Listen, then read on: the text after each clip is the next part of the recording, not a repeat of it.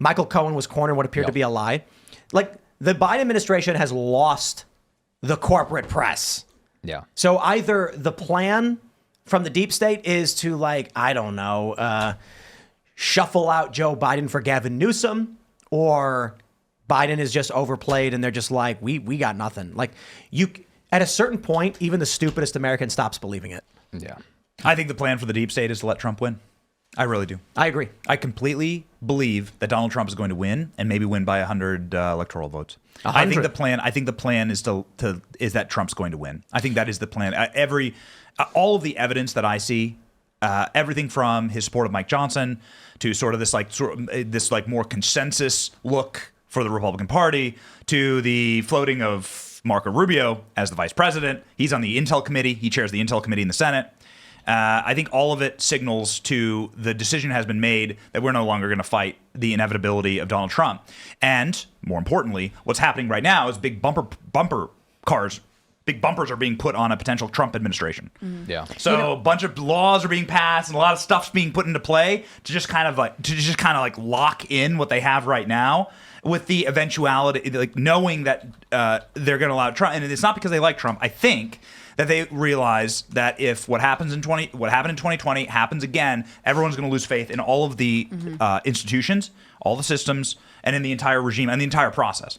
Well, and so they have to kind of like let democracy actually happen and let people get what they want to reinforce that this is that this is real. And that's what I believe is going to happen. I believe Trump's going to win clearly on election night. I hope you're right. I hope Trump, frankly, is making deals backstage with the swamp. Every establishment, politician, and bureaucrat there is. I hope he's shaking all of those hands, making deals. But then I hope once he gets into office, he backstabs and betrays every single one of them. Revenge, the ultimate like revenge. they definitely did to him. So that's my Machiavellian hope for Trump. Because that was one of his, like, in 2017, that was one of his biggest mistakes, is that he had sort of this kind of amnesty towards people that had wronged him in the past. Like we talk about all the time, he didn't, like, pursue charges against Hillary Clinton. Right. He's like, all right, it was fun saying you should be in jail, but, we're not going to arrest our political opponents or whatever. And then he hired, like, Reince Priebus, all these, like, establishment people, and then they all stabbed him in the back. So to do the same thing in reverse, that would be I hope we insane. see Dark Trump Trump Yes. 2024. Yes. That's I what want to talk about, go back to what Benny was just saying and start over for a second. You're saying that you think Donald Trump will win. It's the deep state plan. I'm going to ask you to elaborate on it once more, but before I do, while you were telling us, I went over to ChatGPT and I typed in, current favorability among independents for Trump is 39% and Biden is 28%. Assuming this correlates directly to voting, and based on the total voter turnout in 2020, calculate the total national electoral vote count for 2024. It's not science. It's just pull the numbers. What do you get? It said what you said. Trump wins by nearly 200 electoral votes based on this estimate. It's not scientific. I don't know that this actually matters. But looking just right now at how independents voted, in 2020, they were favoring Biden, according to the polls. According to the polls, they're favoring Trump. ChatGPT just pulls all the total vote counts for each state, makes an estimate based on what the total percentage of people who are independent voters. It's a range from between 33 and 43%. And then assuming Trump has a 10% edge, it calculates what that voter turnout's going to be in each state. And that's the number it gives us. It varies. It changes every time you ask. But I genuinely believe as well, everything you said, I agree with. I looked at Mike Johnson supporting Ukraine, Taiwan, Israel. Donald Trump meeting with Mike Johnson defending him. And my theory is that with the Israel crisis among Democrats, the youth vote just basically being no to Israel, the Democrats and Republicans unifying on banning TikTok, then Trump coming out saying I'm the most pro-Israel president, and then defending, standing up for Mike Johnson, working with Mike Johnson on this bill. I'm like, I wouldn't be surprised if the deep state basically went to Trump and said, all right, it's time to compromise. Let's cut a deal. And so with Joe Biden canceling the military or blocking the military aid, I'm like, I think it is being set up right now for a Trump victory. Matt Walsh was saying last night he thinks Trump wins, but then as soon as he's out, the deep state erases everything he did. And so it's basically give baby his bottle, but then we're going to come in full force after the fact. Trump was for a new FBI building. Right. That's interesting. Yeah, that's certainly interesting. I'm a huge Trump fan. I'm a massive Trump fan. But this guy wrote The Art of the Deal. And if you read The Art of the Deal, which of course is sort of Trump in a book, in a single book, it is about doing this style of deal making. And you have to rewind the clock back just a little bit, because you have to remember the really good times. But the year was 2018. There are photos of Dick Durbin and Elizabeth Warren and a bunch of these people in the Oval Office, like laughing it up with Trump and clapping Trump on the side. And they were like getting along. They were trying to strike a immigration deal. They were trying to strike like a border deal. And then Trump was like wheeling and dealing with them. This is Donald Trump. It's always been one of the ways that he's the best at foreign policy, right? He can actually negotiate better with foreign leaders. The guy walked into North Korea. He walked into North Korea. I think it was a Photoshop. There is a photo of him on a skateboard potentially going to North Korea. I don't know. If it's real. I'm not sure. I don't know. Maybe we could pull it up. We could fact check that. But like, imagine a world where, and I don't think people put this in perspective. We're in war with North Korea. We are still actively at war with North Korea. There was never a peace treaty signed. America is technically at war with North Korea. So this dictator welcomes the guy who's the president of the country there's a war with. The only reason they don't own the entire Korean peninsula is America. And welcomes him in, claps him on the shoulder, and you can see Kim Jong-un is like starstruck. Trump then calls him thin to troll him to his face, right? And laughs in his face. And he couldn't be having a better time. Then he meets with Trump like 2 more times.